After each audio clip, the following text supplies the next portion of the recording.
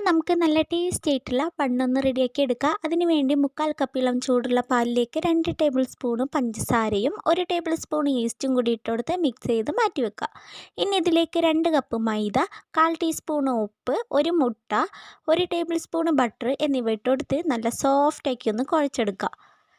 ഇനി ഇങ്ങനെ കുഴച്ചെടുത്ത മാവിനെ നമുക്ക് 1 മണിക്കൂർ റെസ്റ്റ് ചെയ്യാൻ വേണ്ടി വയ്ക്കുക.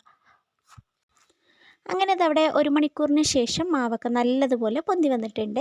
ഇനി ഇതിൻ്റെ എയറൊക്കെ ഒന്ന് കളഞ്ഞിട്ട് ഇതിനെ നമുക്കൊന്ന് ഈക്വലായിട്ടൊന്ന് കട്ട് ചെയ്തെടുക്കാം. എന്നിട്ട് നമുക്ക് ബണ്ണിൻ്റെ ഷേപ്പിലൊന്ന് ഉരുട്ടിയെടുക്കാം. അപ്പോൾ ഉരുട്ടിയെടുക്കുമ്പോൾ പ്രത്യേകം ശ്രദ്ധിക്കാനുള്ളത് ക്രാക്കുകളില്ലാണ്ട് വേണം ഉരുട്ടിയെടുക്കാനായിട്ട്. അപ്പോൾ നല്ലതുപോലെ ഒന്ന് കയ്യിൽ വെച്ചിട്ട് ഉരുട്ടിയെടുത്തിട്ട് ഒരു ട്രേയിലേക്ക് ബട്ടർ അപ്ലൈ ചെയ്ത് കൊടുത്തിട്ടുണ്ട്. അതിലേക്ക് വെച്ച് കൊടുക്കുക. ഗ്യാപ്പ് വിട്ടിട്ട് വേണം കേട്ടോ വെച്ച് കൊടുക്കാൻ.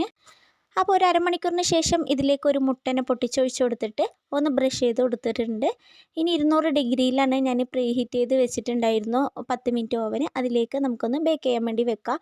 ഒരു 35 മിനിറ്റ് വരെ ബേക്ക് ചെയ്തതിന് ശേഷം ഇവിടെ ബണ്ണ് റെഡിയായി. ഇനി നല്ല ടേസ്റ്റിയുള്ള ക്രീം റെഡിയാക്കാനായി 1/4 കപ്പ് പഞ്ചസാര പൊടിച്ചതിലേക്ക് ഒരു 2 ടേബിൾ സ്പൂൺ ബട്ടറും ഒരു 10 രൂപേൻ്റെ പാൽപ്പൊടിയും ഒരു 2 ഡ്രോപ്പ് വാനില എസൻസും കുറച്ച് പാലും കൂടി ഒഴിച്ച് മിക്സിയിൽ അടിച്ചാൽ നല്ല ടേസ്റ്റി ആയിട്ടുള്ള ബട്ടർ ക്രീം റെഡി.